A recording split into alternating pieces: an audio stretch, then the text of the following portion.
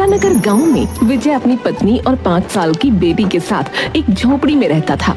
विजय मजदूरी का काम करता था। उसे गांव में जहां भी मजदूरी का काम मिलता वो कर लेता था। क से कबूतर, ख से खरगोश, ग से गमला, घ से घड़ी। अरे मेरी बिटिया रानी पढ़ाई कर रही है। मेरी सोनी पढ़ लिख कर एक दिन अफसर बनेगी, देखना। पापा मुझे जल्दी जल्दी पढ़ाई करने दीजिए, रात हो जाएगी तो मैं अंधेरे में पढ़ाई कैसे करूंगी? वैसे भी हमारे घर में बिजली नहीं है। सोनी की इस बात पर विजय चुप हो जाता है, क्योंकि सच में उसकी झोपड़ी में बिजली नहीं थी। उसके पास इतने पैसे भी नहीं थे कि वो अपने घर में मीटर लगवा सके। वो अपनी बेटी और पत्नी से नजरें चुराकर वहाँ से चला जाता है। धीरे धीरे गांव में बसंत ऋतु खत्म हो जाती है और गर्मियों का मौसम आ जाता है। अप्रैल मई के महीने में ही गर्मी अपनी चरम सीमा पकड़ लेती है। सुगंधा, मैं काम पर जा रहा हूँ। अच्छा रुकिए, मुझे आपसे कुछ बात करनी है। मैं कह रही थी कि इस बार गर्मी बहुत पड़ रही है। अभी से ही तापमान 40-45 डिग्री पहुंच जाता है। कुछ करिए ना, बिना बिजली के पंखे के इस गर्मी में गुजारा करना बहुत मुश्किल है। तुम सही कह रही हो, गर्मी तो सच में बहुत पड़ रही है।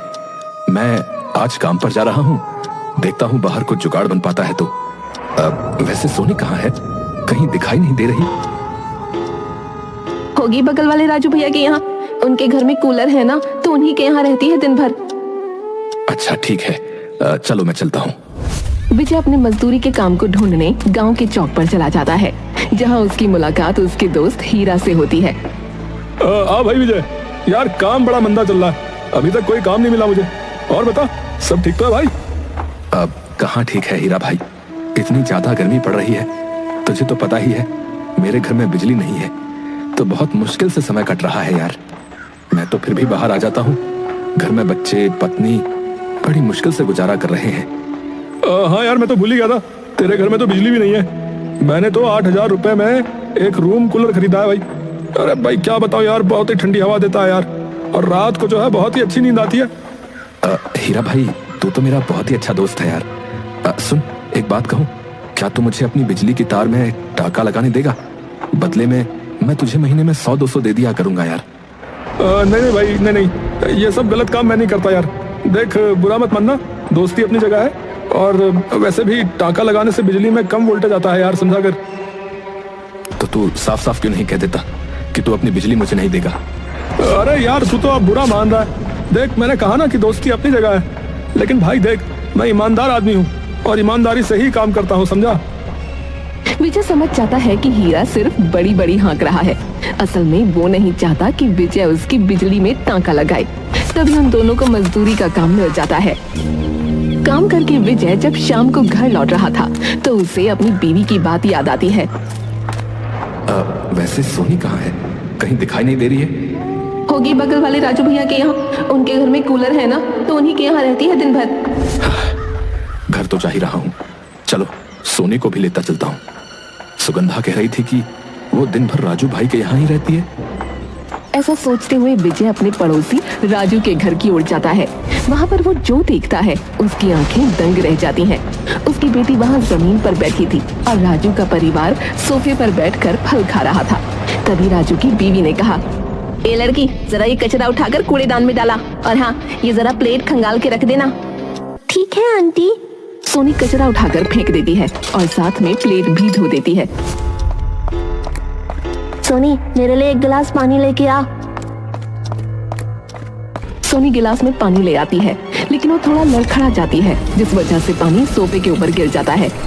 लड़की, ये तूने क्या किया? मेरा इतना महंगा सोफा गीला कर दिया और मेरे कांच का गिलास भी तोड़ दिया। सॉरी आंटी, मुझे माफ कर दो, मैंने जानबूझ के ऐसा नहीं किया। गुस्से में राजू की बीवी सोनी को एक थप्पड़ मार देती है। विजय इससे आगे नहीं देख पाता। बहन जी, आपकी हिम्मत कैसे हुई मेरी बेटी पर हाथ उठाने की? है? अरे इतनी छोटी सी बच्ची से आप काम करवा रही हैं? जाहिर सी बात है गलती तो इससे होगी ही। अरे ये सिर्फ 5 साल की है। वाह वाह वाह, वाह वाह, एक तो हम पूरे दिन तुम्हारी बेटी को कूलर के सामने बिठा के रखें और ऊपर से तुम हमसे इस तरह बात कर रहे हो। तुम्हें तो हमारा एहसान मानना चाहिए। अरे गलती पर एक चांटा ही तो मार दिया, क्या हो गया फिर? देखो, मेरी बेटी पर आज के बाद हाथ उठाने की कोशिश भी मत करना, बता रहा हूँ। मैं गरीब जरूर हूँ, लेकिन कोई मेरी बेटी पर अपना हाथ उठाए ये मैं बर्दाश्त नहीं कर पाऊंगा, बता रहा हूँ। अरे जाओ जाओ, बहुत देखे तुम्हारे जैसे एहसान फरामोश कहीं के। आज के बाद तुम्हारी बेटी मेरे घर ना आए, इस बात का ध्यान रखना। सोनी जोर जोर से रो रही थी। उसको रोता देख सुगंधा विजय से पूछती है, क्या हुआ जी, ये इतना क्यों रो रही है? आंटी ने मुझे मारा, बहुत जोर से मारा, देखो उंगलियां छप गई है।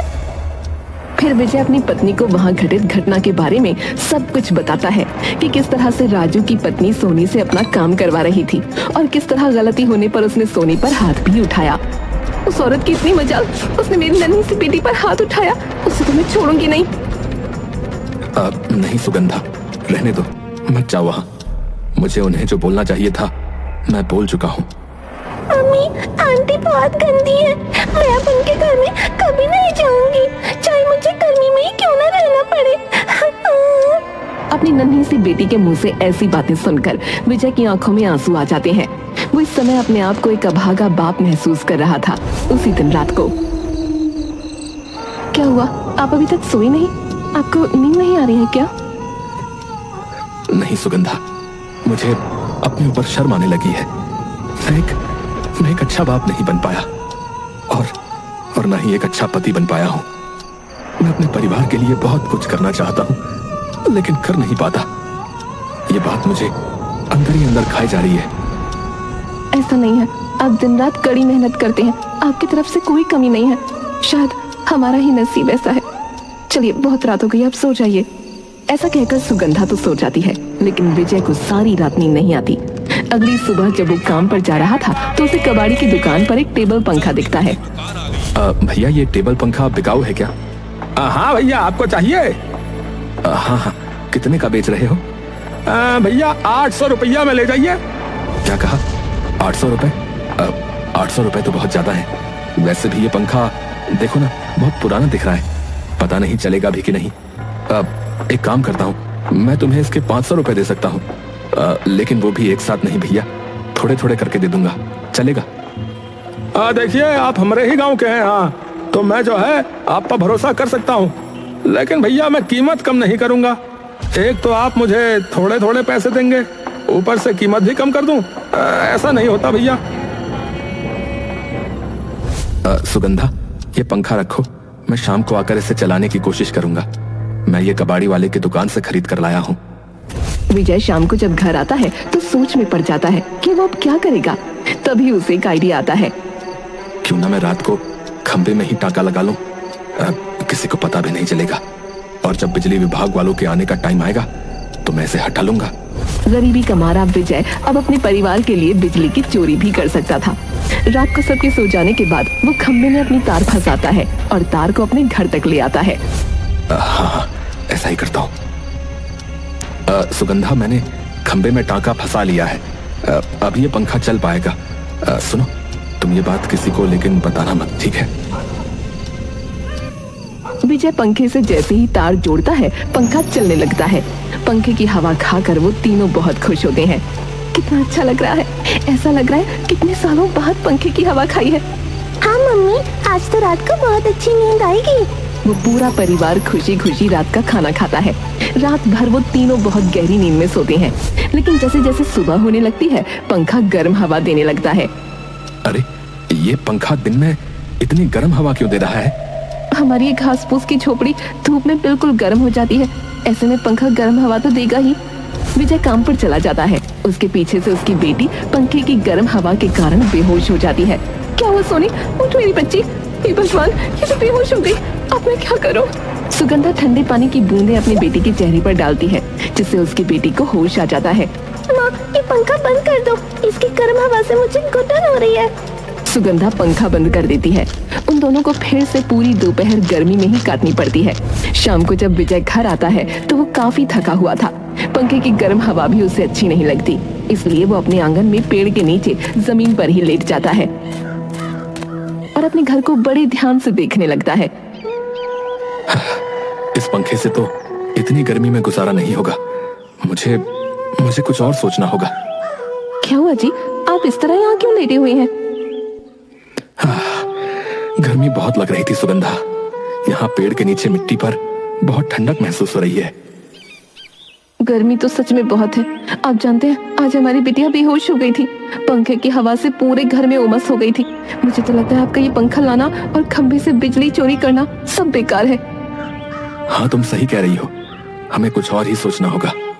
विजय अगले दिन सुबह सुबह बहुत सारी मिट्टी लेकर आता है और बहुत सारा गोबर भी लेकर आता है। आखिर आपके दिमाग में चल क्या रहा है? आप इतनी सारी मिट्टी और गोबर क्यों लेकर आए हैं?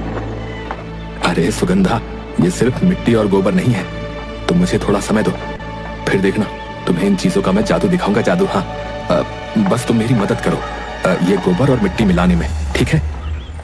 विजय और सुगंधा गोबर और मिट्टी को मिलाने लगते हैं और उससे अपनी झोपड़ी की लिपाई करने लगते हैं। नन्ही सी सोनी भी अपने माता पिता की पूरी मदद कर रही थी। तभी वहाँ पर राजू और उसकी पत्नी आ जाते हैं। देख रहे हो जी, इसको लग रहा है अपनी झोपड़ी को गोबर और मिट्टी से लेप लेगा तो उसकी झोपड़ी कूलर बन जाएगी। मूर्खता की भी हद होती है। भाग्यवान, जब जेब में पैसे नहीं होते ना तो दिमाग यूं ही बंदरों की तरह उछलता है। उन दोनों की बात सुनकर सुगंधा से कंट्रोल नहीं होता। मैं आप दोनों को कब से अनदेखा किए जा रही हूँ। इसका मतलब ये नहीं कि आप दोनों कुछ भी बोलेंगे। और किसने कहा आप दोनों को यहाँ आने के लिए? जाइए अपनी कूलर की हवा खाइए। जाने तो सुगंधा, जब वक्त ही हम पर हंस रहा है तो ये तो फिर भी इंसान है। विजय और सुगंधा राजू और उसकी पत्नी को अनदेखा करके वापस अपने काम में लग जाते हैं। पूरे दिन की मेहनत के बाद उनका घर गोबर और मिट्टी की परत से ढक जाता है। घर को गोबर और मिट्टी से लीपने के बाद विजय अगली सुबह ढेर सारी लकड़ी काट कर लाता है। ये आप क्या कर रहे हैं जी? आपने तो घर को गोबर और मिट्टी से लीप दिया, फिर ये लकड़ियाँ किस लिए? तुम बस देखती जाओ सुगंधा कि मैं क्या करता हूँ। विजय उन लकड़ियों से बड़े आकार का पंखा बना देता है और उसे घर की खिड़की के पास फिट कर देता है। विजय अपने काम में लगा हुआ था, लेकिन सुगंधा की समझ में कुछ नहीं आ रहा था कि आखिर वो कर क्या रहा है। अरे तुम मुझे ऐसे क्यों देख रही हो? ये सब मैं तुम लोगों के लिए ही कर रहा हूँ भाई। मैं देख रही हूँ कि आप काम करते वक्त कितने अच्छे दिखते हैं। मुझे तो वो समय याद आ गया जब हमारी नई नई शादी हुई थी। तुम भी कैसी बातें करती हो सुगंधा। अच्छा ये बताओ, तुमने कभी टरबाइन के बारे में सुना है? जल टरबाइन। मैं कुछ वैसा ही बनाने वाला हूँ, समझी? खिड़की के बाहर पानी एकत्रित करने के लिए हमें नाद जैसा कुछ बनाना होगा, समझी? अच्छा, तो अब मैं समझी कि आपके दिमाग में चल क्या रहा है। लेकिन पानी कहाँ से आएगा? अरे खेतों में सिंचाई के लिए जो पानी जाता है, हम वहीं पर एक मोटा पाइप लगा देंगे जिसका पानी सीधा हमारी लकड़ी के पंखे पे गिरेगा, समझी? और पानी के गिरने की वजह से हमारा पंखा हर समय घूमता रहेगा, जिस वजह से हमारा घर एक मिट्टी का कूलर बन जाएगा। कूलर, हाँ। वाह जी, आपका दिमाग भी किसी इंजीनियर से कम नहीं है। पूरे 3 दिन की मेहनत के बाद विजय अपना मिट्टी का कूलर घर तैयार कर लेता है। वाह पापा, आपने तो सच में कमाल कर दिया। माँ, कितनी ठंडक महसूस हो रही है ना? हाँ मेरी बच्ची, सच में बहुत अच्छा लग रहा है। ये सब तेरे पापा के इंजीनियर वाले दिमाग की वजह से हुआ है। सब लोग बहुत खुश होते हैं और उस रात चैन की नींद सोते हैं। अभी भी उनके पास कोई एयर कंडीशन तो था नहीं, लेकिन फिर भी वो इस भीषण गर्मी में जी सकते थे। अगली दोपहर उनके घर के दरवाजे पर एक बूढ़ी औरत आती है। घर में कोई है क्या? अरे बेटा, घर में कोई है क्या? कहो अम्मा, क्या हुआ? अरे बेटा, बाहर बहुत ही गर्मी है, मुझे एक गिलास ठंडा पानी मिलेगा? हाँ हाँ अम्मा, क्यों नहीं। सुगंधा बूढ़ी औरत को ठंडा पानी देती है। इस भरी दोपहर में आप कहाँ जा रही हैं अम्मा? बेटा, मेरा तो काम ही है गांव गांव भटक कर अपनी जीविका चलाना। लेकिन अभी तो बाहर बहुत गर्मी है अम्मा। मैं तो कहती हूँ शाम होने तक आप मेरे घर में रुक जाइए। शाम को जब धूप चली जाएगी तब आप चली जाना। बूढ़ी औरत वैसा ही करती है। वो पूरी दोपहर सुगंधा और विजय के घर में रहती है। उसे वहाँ बहुत ठंडक महसूस होती है। बेटी, तेरा घर इतना ठंडा कैसे लग रहा है? अम्मा, ये तो मेरे पति की वजह से हुआ है। उन्होंने इस घर को मिट्टी का कूलर बना दिया। हाँ, यहाँ पर एयर कंडीशन जैसी ठंडक तो नहीं है, लेकिन किसी पंखे या कूलर से ज्यादा ठंडक है यहाँ। लेकिन अब ये तेरा छोटा सा आशियाना सच में मिट्टी का कूलर घर बन जाएगा। यहाँ एयर कंडीशनर से भी ज्यादा ठंडक होगी। अम्मा की बात सुगंधा को समझ में नहीं आई। शाम होने पर जब वो अम्मा घर चली गई तो सच में उनके घर में एयर कंडीशनर जैसी ठंडक होने लगी। माँ, आज अपना घर कुछ ज्यादा ही ठंडा नहीं लग रहा। हाँ बेटी, और ये तब से हो रहा है जब से वो अम्मा हमारे घर से गई है। थोड़ी देर बाद विजय जब घर आता है तो उसे घर बहुत ठंडा लगता है। तब सुगंधा उसे सारी बात बताती है। जरूर ये सब उन अम्मा जी के आशीर्वाद की वजह से ही हुआ है। धीरे धीरे पूरे गांव में ये खबर फैल जाती है कि विजय के मिट्टी के घर के अंदर बहुत ठंडक होती है। सब उसके घर को देखने आने लगते हैं। तब विजय के दिमाग में एक आइडिया आता है। वो अपने घर के ऊपर एक बोर्ड लगा देता है जिस पर लिखा था मिट्टी का कूलर घर। आओ आओ और 10 रुपए की टिकट लेकर मेरे मिट्टी के कूलर घर की हवा खाओ। अरे आओ भैया आओ। हाँ हाँ आओ, 10 रुपए बहुत कम है, लेकिन घर के अंदर जो ठंडक है ना वो बहुत ज्यादा है। उन लोगों ने इस तरह अपनी कमाई का एक नया जरिया भी ढूंढ लिया। अब शायद उनकी किस्मत पलट चुकी थी। विजय और उसका परिवार अब उन्हें किसी चीज की कोई कमी नहीं थी। वो लोग खुशी से अपना जीवन व्यतीत कर रहे थे।